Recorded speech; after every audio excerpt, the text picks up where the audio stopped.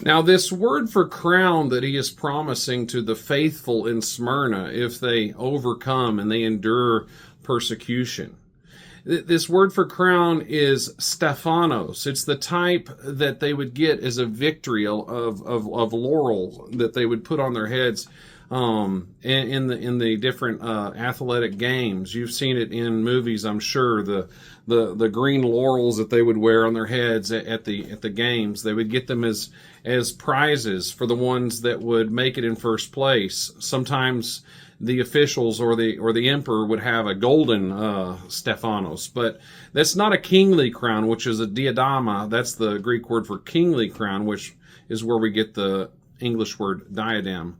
But he's promising them a crown of victory, a true crown of victory, which is the crown of life that's promised to every believer who overcomes. So he gives them another promise. They get a double promise. They get no rebuke, and then they get a double promise. Incredible.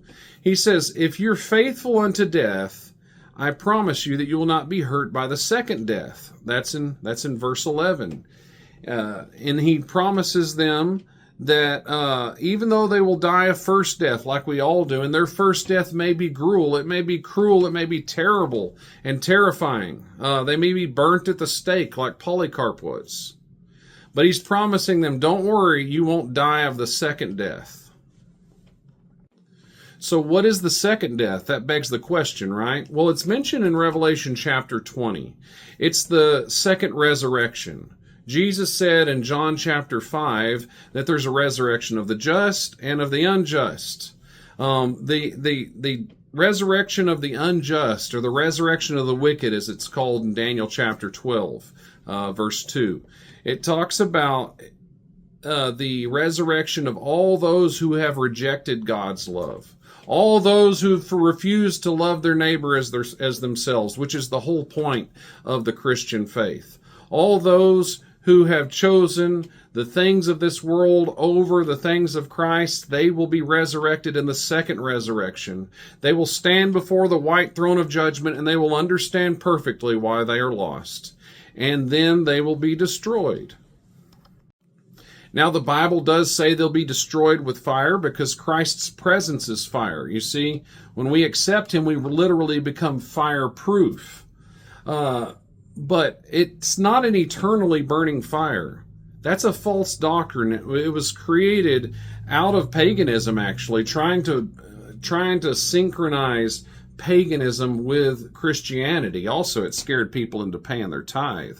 But this idea of an eternally burning hellfire is not found in the Bible. When you look at the Bible as a whole, even Lucifer in Isaiah 14, it says that his carcass will be laying out there, and we'll be able to see it. And we'll say, is this the one that caused all the trouble? So we will all be consumed. In another place it says, devoured, we who are lost. Of course, I don't want to be in that we, do you? And it's called a second death for a reason, because it's death. It's not the second eternal suffering. And if you doubt that what I'm saying is true, I just want you to think about the most famous Bible verse of all time. John 3:16. Say it with me. For God so loved the world, that he gave his only begotten Son, that whosoever believeth in him should not what? Perish, but have everlasting life. It's not that whosoever shall believe in him should not burn for eternity, but have everlasting life. He says, perish. Perish means you cease to exist. God is not interested in torturing people for billions and trillions of years, and it's still not being 1% over. And I can tell you right now, that God does not exist. If he did, if the God of the Bible was somebody that tortured people for eternity, he'd be worse than Satan, and I wouldn't follow him. And so God promises to Smyrna, if you're faithful, you will be protected from the second death, meaning you will be in the first resurrection. You will reign with me in glory. You will have a house in the New Jerusalem. You'll have a place on the new earth. Isaiah says that those in the new earth will plant vineyards and eat the fruit of them. They will build houses and inhabit them. It implies that we will have a country home and we'll have a city home. That city home is 1,500 miles wide. and 1,500 miles long and 1,500 miles high. I don't even understand that. That's massive. And it's interesting because in the promise given to Abraham in Genesis 15, his inheritance was to lie between the Nile River and the Euphrates River, and the distance between those is 1,500 miles. Yes, the New Jerusalem is the Abrahamic inheritance. So this concludes this episode of the Bible Bearded and Bold.